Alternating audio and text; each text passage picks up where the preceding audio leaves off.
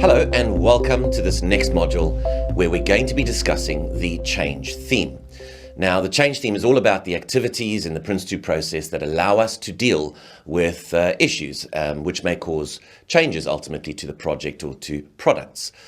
Now, as with every theme module, this module takes your prior foundation learning into account. So we build on the foundation knowledge. We're assuming that you've at least completed the foundation course, or ideally have completed it and passed the foundation exam. If it's been a while since you did that, then I suggest that you review the foundation level module in the foundation course. And if you still have access to it, of course, but if you don't have access to that, then at least review chapter 11 in the manual along with the foundation syllabus and ensure that all of those foundation level learning objectives have been covered. Now, as with all of the theme modules, again, we're going to recap the key concepts that were discussed, as well as look at the management products that relate to the theme. Having done that, we'll look at all of the roles and responsibilities that and all of their duties, if you like, all of the people involved in the team, in the project management team, and all of their duties that relate to issue and change control.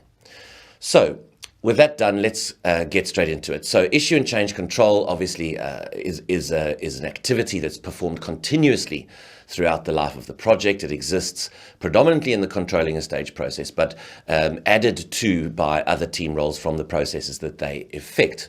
Now, the reason we have issue and change control in place is because we need to have a systematic approach to dealing with issues, particularly those that may result in changes. And the aim, as we discussed, of issue and change control is certainly not in any way, shape or form to prevent change from occurring, but rather to have a system in place that allows us to control the issues and to control changes so that every change that occurs is approved by the relevant authority and that the impact of changes on the project's products can be carefully considered. Now, in Prince2, changes are identified as issues. An issue in Prince2 is any relevant event that has happened, was not planned, and requires management action. And you'll recall that we have discussed three types of issue. Remember, there's the request for change, the off specification, and finally a problem or concern. Now, a request for change is a request to, or a proposal, let's say, to change an agreed baseline. It's normally a product, okay? Although it can be the time or the cost of the project, of course, but that would be a change to a management product. But essentially, a request for change in simple terms is a request to change a product. I ordered a red pen. I now want a red pen and a blue pen. So I want something different than what was agreed initially. An off specification is something that was supposed to be provided or hasn't been provided, or in fact cannot be provided. So I ordered a red pen and you've delivered me a red pen, but it doesn't have a lid. There's something wrong with the product. And this normally comes to light, or can come to light, if you like, as a result of a quality control activity. So a product is produced, and when it is assessed against its quality criteria, it's determined that one or more of the quality criteria have not been met. That we call an off specification. The final type of issue is any other issue which the project manager needs to resolve or to escalate to another level of management, which is not ultimately a request for change or a problem or an off specification. So problem or concern in simple terms again could be that the project manager is simply concerned that we are running behind schedule. Now, we would obviously have to be still within tolerance, otherwise the project manager would of course have no option other than to raise it as an exception. But any type of problem or concern which is not an off specification or request for change is still dealt with as an issue. And like with all the issues, remember that if it's going to be handled formally, we'll log it in the issue register and use the formal issue and change control procedure to deal with it. If it's going to be dealt with informally, then of course it goes into the daily log and the project manager deals with it however he or she sees fit. Now, just a point, remember that a request for change and an off specification, those two in particular, they can never ever be dealt with informally. Even a minor request for change, something trivial, if it causes any change to an agreed baseline, it needs to be dealt with formally, and the issue and change control procedure will need to kick in. Now, the issue and change control procedure is described very well in the manual, and we have obviously discussed it before. What I'd like to do is just have a quick recap of the issue and change control procedure, and then when we come back, I want to look and show you where it actually exists in the Prince2 process. Let's take a look. Let's move on and talk about the issue and change control procedure itself. So the issue and change control procedure is a defined procedure that is created really right at the beginning of the project. Remember that it forms part of the change control approach, which we know is created by the project manager during the initiating a project process. Now, it's worth mentioning at this point that this procedure is defined for the purposes of handling any issues which need to be handled formally. So when we speak of an issue being handled formally, what we mean is that we will use this issue and change control procedure to handle that issue. We don't have to handle every issue formally. The project manager is able to handle some issues informally without using this procedure. Now, the reason that we're able to handle some issues informally is to reduce the load on the project board, for example, of having to oversee or be required to provide input in too many issues. So the project manager is empowered to deal with some issues without following this procedure. But a request for change and an off specification, those two types of issues can never be handled informally. In other words, if there's a request for change, regardless of how small that request for change is, the formal issue and change control procedure must be followed. Now, the issue and change control procedure is essentially comprised of 5 steps. They are capture, assess, propose, decide, and implement. Let's have a look at these steps now, one by one, in a little more detail. The first step is the capture step. Here, the issue has been raised, and it's up to us to determine the type of issue. Are we looking at a request for change, an off specification, or a problem or concern? We then need to determine the severity and the priority of the issue before logging it in the issue register, or of course, if it's a problem or concern that's going to be handled informally, then it goes into the daily log, and that's the end of the procedure. But any other type of issue, request for change, off specification, or a problem or concern that needs to be handled formally, we've now got it in the issue register, and so we begin to create what we call the issue report. Now, for every issue in the issue register, there will be an issue report created for it. And so from the next step onwards, we're starting to build up the issue report. The next step is to assess. And at this point in time, we're assessing the impact that this issue has on a number of things. First and foremost, on the project objectives, on the business case, the business justification for the project, and ultimately on our risk exposure or our risk profile. We'll need to check again the severity and priority of the issue, and at this point it may be necessary to request advice or guidance from the project board or potentially even the change authority. The whole time this is going on, we will be updating the issue register if there are any changes to the content of the issue in that repository, as well as starting to build up, as we said earlier, our issue report. Now, once we've assessed the issue, we've essentially examined it and determined how big an issue it is and which objectives it affects and so on, we then need to propose some options available to deal with it. So that takes us to the next step, which is to propose. We identify any options that are available to us to deal with the issue. We then evaluate each of those options, looking at each option's effect on the business case and the risk exposure, and ultimately then make a recommendation. Now, the project manager's recommendation will be the recommendation that provides us with the easiest solution, if you like, the easiest way of resolving the issue with having the least amount of impact on other project objectives. So we'll now need to decide which of these options, we've got the recommended options. We now need to make a decision as to whether we go ahead with this resolution or not. We either approve that decision, reject, or defer to another time or another level of management. Now, if the recommended option means that a tolerance may be exceeded, then we would now be faced with exceptional circumstances, in which case we would need to begin the next procedure of creating an exception report and escalate that along with the issue report to the project board for their decision ultimately. Now, whenever you are making a decision on how to handle an issue, and this in particular applies to a request for change, we need to ensure that any advantage gained by making the change outweighs the cost or additional risk introduced by the change. So that takes us to the point where we've either made the decision, if it's within the remit of the project manager's decision-making ability, if it's within tolerance, in other words. If it's exceeded tolerance, then obviously it's gone into an exception circumstances and we're waiting for a decision to come back.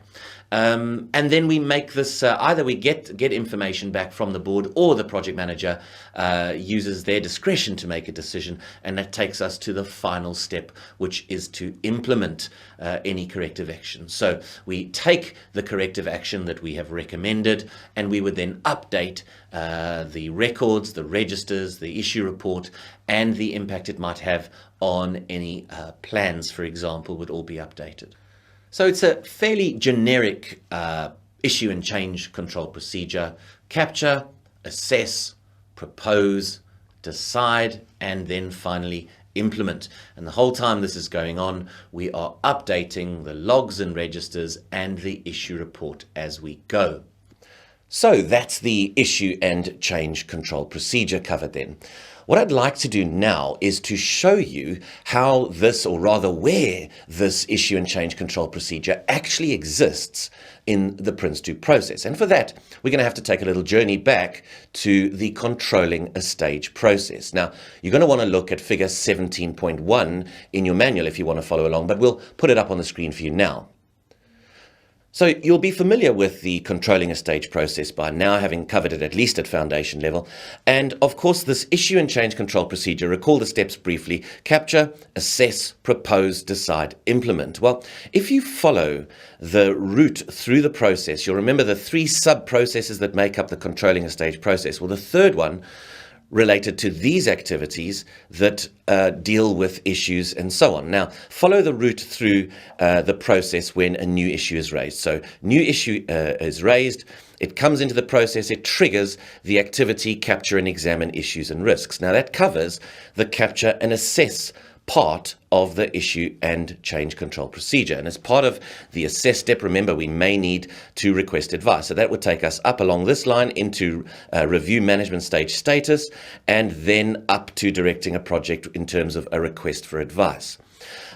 As part of assessing the issue, obviously we would consider various options. And again, in order to understand which option is most effective, we have to consider this issue, its effect on the objectives, its effect on the stage, its effect obviously on the balance of the project, the business case, and so on. So reviewing the status, if you like, or reviewing the stage status is an important part in determining the effect of the issue and how it affects the objectives. So in order to make any propositions, we then need to move along, and we're at this middle part of the process here. Now, obviously, once we've assessed the issue, made some propositions, we need to decide. If the preferred option is within tolerance, then we simply take corrective action and move along here. Part of taking that corrective action could, of course, be triggering a work package, and the controlling a stage process continues. But if the proposed option exceeds tolerance, then we need to escalate. And so that would take us up to this point where we would create an exception report, and that would go up to the project board. Here you see an exception is raised. So there you have, within the controlling a stage process, the issue and change control procedure. Now, when you can see that, it gives you a sort of three-dimensional understanding. When you can understand that the issue and change control procedure, it's not an extra thing to do over and above the processes of Prince2. It's built in to the processes of Prince2. The risk management, or the risk management procedure, identify context that exists in the initiating a project process when we create the risk management approach. Every time we update the risk register, we're executing a little bit of the risk management procedure. So remember that all of these procedures that we define, the communication procedure, the quality control procedure, if you like, quality planning, control, assurance, and so on, they all exist within the activities that make up the Prince2 process. They're not add-ons or extra things to do. Now, the reason we look at this one here is it's simple to see. It exists in a single place. Of course, the other ones exist a little bit in initiating a project process, a little bit in controlling a stage, a little bit in closing, and so on. But and they spread out across various processes. This one is clear because you can see it in a single diagram. So there you have it. There you can see in a single diagram the entire issue and change control procedure. You'll see it exists not as an additional thing to do over and above Prince2, but rather it's built into the activities that make up the controlling a stage process. And this is true of all of the defined procedures in Prince2. So we can deviate just for a second, talk about risk. You'll recall the risk management procedure of identify, assess, plan, implement, communicate. Well, that as well is not something we have to do over and above the processes it's built in. Now, that one is maybe not quite as simple to see. Identify the context. Remember, when we're assessing which objectives are at risk, well, that's taking place in the initiating a project process as part of preparing the risk management approach. Identify risks when we're physically capturing risks. Now that again comes back to controlling a stage. Plan would be controlling a stage. Implement would be controlling a stage. Communicate would be in whenever we're creating any type of report that has got risk related content. So that's in managing a stage boundary, again in controlling a stage, managing product delivery even to some extent. So this one, obviously, issue and change control procedure, nice and easy to see simply because it exists in a single diagram. But it's true of all of the defined procedures. They're not extra things to do over and above Prince2, but rather they are built into, they're integrated into the Prince2 method. And this is why when we tailor, we must be very careful when tailoring processes. If you can't remove and get rid of activities. You can combine activities, you can run them concurrently, you can combine even whole processes if that's required, but be very, very careful of removing activities simply because when you get rid of an activity, you could inadvertently compromise the integrity of one or other built-in control procedure without realizing it, because they're sort of built in and woven into the fabric of the method. So again, just a sidetrack, don't in tailoring eliminate activities, but certainly combine them, because you could inadvertently compromise, as I say, the integrity of one or more of these processes or procedures that are built in to the activities that make up the Prince2 process. Now, that brings us to a point where we need to consider the management products that relate to the change theme. So these will be all of the management products that relate to change control, to issue handling, and to tracking the effects of changes on products and so on. Essentially, we're looking at the change control approach, the issue register and issue report, and we're going to discuss the differences between them. And then we're going to go into a little bit more of a discussion about the configuration item record and the product status account. Let's have a quick look at the change control approach. So the change control approach, entry A3 in Appendix A. You know, the purpose of this document essentially is to describe the project's approach to change control and issue management. Okay, it'll obviously describe any procedures, techniques, and standards that we have to apply, as well as cover the activities for carrying all of this out. I'm not going to go through every single heading for you. These are very self-explanatory. The introduction, fairly clear. Issue management and change control procedure obviously is a description of that procedure we defined earlier. Tools and techniques will refer to any systems, tools that have to be used. If there's any type of configuration management software, for example, if you're using a configuration management database to track items, that'll be defined in here. Records, now this is important. This defines the composition and format of the issue register. So this is the management approach. It tells us how. So it will define, if you like, the headings of the issue register. Reporting will describe the composition and format of any reports. These will be the issue reports and the likes. The timing of issue management and change control activities is when each of these activities needs to take place, when they sort of formally planned, if you like. And this is typically like reviews or audits, so configuration audits, that type type of stuff. Roles and responsibilities, which we'll cover in a minute in a little bit more detail, but essentially describes who will be responsible for which aspects of issue and change management. And then again, our scales for priority and severity. So this will describe the scales for prioritizing requests for change and off specifications, and for determining the level of management that can make decisions on the severity of an issue. Now that's important because that scale is what we use once we've identified an issue. We would have to consult the change control approach to determine the extent, if you like, or the seriousness of the issue in order to log it and prioritize it in the issue register. Now, the issue register, as I've just mentioned, is created by the project manager. We know during the initiating a project process, it'll be created at the same time as the change management approach. It will be updated, of course, constantly throughout the Prince project, predominantly in the controlling a stage process. Could, of course, be at any other point managing product delivery by the team managers if they have access to it, or at least on their instruction, either feeding information to the project manager or potentially to project support, and certainly as part of managing a stage boundary. But the purpose of the issue register is a repository, okay? It's where we capture and maintain all the information on issues that are being formally managed.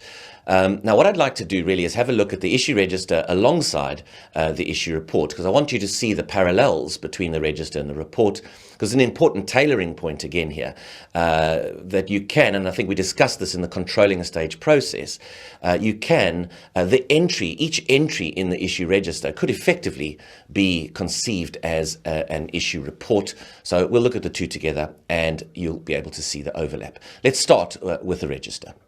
So you're in Appendix A again, entry A12. So we're going to look at A12 and A13 together here. So the issue register, we've got the identifier, the type of issue, request for change, off spec, or problem or concern, the date it was raised, who raised it, the issue report author, a description of the issue in terms of its cause and impact, priority in terms of the project's chosen categories, and severity in terms of the project's chosen scale. Now, that scale, we know, we've just seen, we had already defined in the management approach. So that's why that scale is there. We have to assess each issue against it and then define its severity in the register.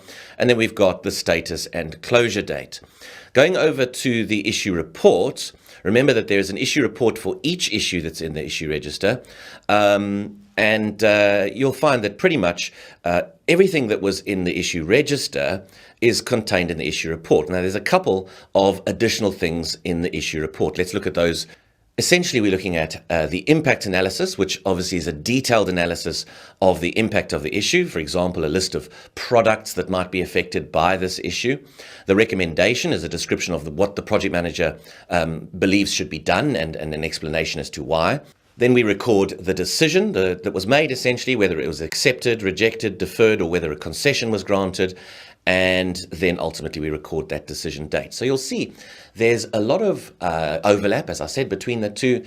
And from a tailoring perspective, as I say, if your issue register, if you beef that up a little bit and include a little more information, then each entry in the issue register, for a simple project, each entry in the issue register could reasonably be conceived as an issue report. But in larger, more complex projects, higher risk projects, best practice says that every issue should have its own issue report.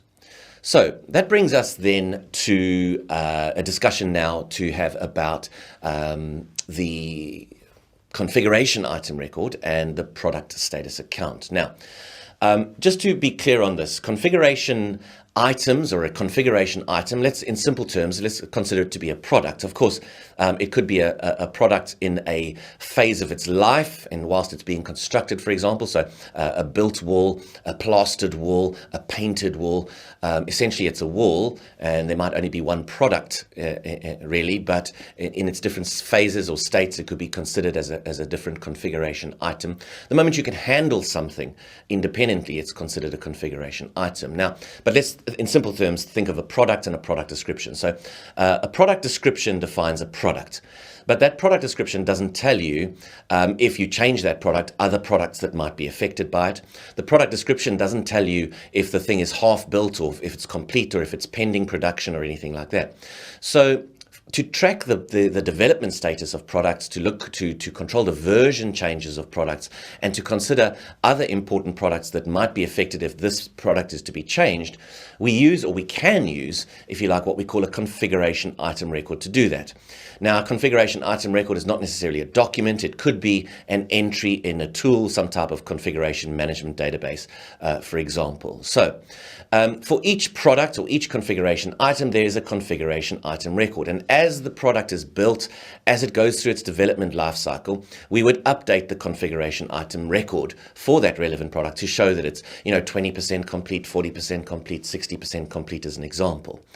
So as the checkpoint information comes in from team managers, so we would be updating the configuration item records for the products that are being worked on. That gives us valuable information in determining the status of a stage, for example, as we can see all of the products and how far each of them are. But this configuration item record is not an automated thing. It needs to be updated physically by either project support, the project manager, potentially the team manager feeds that information either to the project manager or to project support. So for each product or for each configuration item, a single configuration item record. Now, the product status account is a report, it's an ad hoc report that can be produced on the request of the project manager. It'll be created by project support, and it essentially provides a snapshot of a situation that exists at a point in time. So the product status account essentially draws its information from the configuration item records. So if we imagine as a project manager, I want to see the current status of all products being worked on during stage 3. I could go to project support and request a product status account for all products being delivered in stage 3. And what I would get is a single report identifying all of the configuration items, products that meet that set of criteria. Now, this is useful because it provides me with that snapshot, that overview that exists at a point in time for the purposes of assessing progress. But it can also be quite useful in determining the impact of an issue, for example. So I might have a particular resource who's been assigned to a number of products within a stage for the purposes of checking the quality of them. And that person might have had a car accident or something and be away from work for 3 weeks. So I could go to project support and ask them for a list or a product status account for all products being produced in stage 3, where the quality responsibilities is the person who's not going to be there, where they are more than 50% complete, and where the estimated date of completion falls within that 3-week period. And that way, I can get a list of products that are going to be affected by that issue. So quite handy, if you like, in terms of the variability of the information that it can be provided. So you have to think of each of the configuration items as sitting in a database with a lot of criteria associated with each of them. The stage it's being produced in, the team manager who's going to produce it, when it's due for completion, its current status, where it gets stored. Any way that you might want to be able to search for that product, you define as a criteria against which it can be searched for. But it's the product status account that effectively interrogates that database of information and extracts from the configuration item records the relevant information that the project manager is interested in. Okay, so that's the product status account. Let's now consider the various roles and their responsibilities with relation to the change theme. You'll be looking at table 11.2 in your manual. And again, we're not going to go through every single one. The table is there for you. You should remember it's there. You're not going to memorize every single responsibility for every single role, but know it's there for the purposes of the examination in any event. Know it's there and how you can access information from it. But let's have a look at it together now. Okay, so the roles obviously we're familiar with now. Executive, predominantly determining the change authority and the change budget. That's probably one of the most important. And again, setting those scales for rating severity and priority of issues, including requests for change and or specification. That's probably the most important stuff there. Senior user, of course, will respond to requests for advice from the project manager, and importantly makes decisions on escalated issues with particular focus on safeguarding the expected benefits. The supplier, again, responds to requests for advice, but also now makes decisions with regards to safeguarding the integrity of the completed solution. So each project board member essentially protects their own interests. The executive will ensure that we stay focused on continued business justification, for example. And then the project manager. Now, we've covered the bulk of this in the processes, but the project manager, we know, creates and maintains the change control approach, manages the issue and change control procedure through the controlling a stage process, manages and maintains the issue register, of course, in association with support. And when an issue has been, a decision's been made, they implement the corrective actions, as would the team manager. Now, project assurance, obviously providing advice on examining and resolving issues. That's constant throughout the process. Project support, obviously administering the change control and issue procedures, helping the project manager essentially with the administrative side of things, producing those product status accounts as an example. So be familiar with those roles and responsibilities that relate to each theme. You'll find them in a table towards the end of the chapter. So that pretty much wraps up our look then at the change theme. Remember, change theme, or the change theme, is not about introducing that transformational change to the organization. That's the purpose of the project. The change theme is about dealing with issues to safeguard the integrity of the products and controlling any changes that are requested so that everything still works together. Take the time now to review this chapter in the manual, have a look at the practitioner's syllabus, ensure that you're comfortable with those key concepts, the roles and responsibilities, documents, and so on, and go and do the sample questions that relate to change from sample paper 1 in the resources area. Once you've done that, don't forget to watch the rationale videos as you go that explain why the answer is correct and give some additional learning points and the thinking behind each question. And once you've done that, come back and join me in the next module.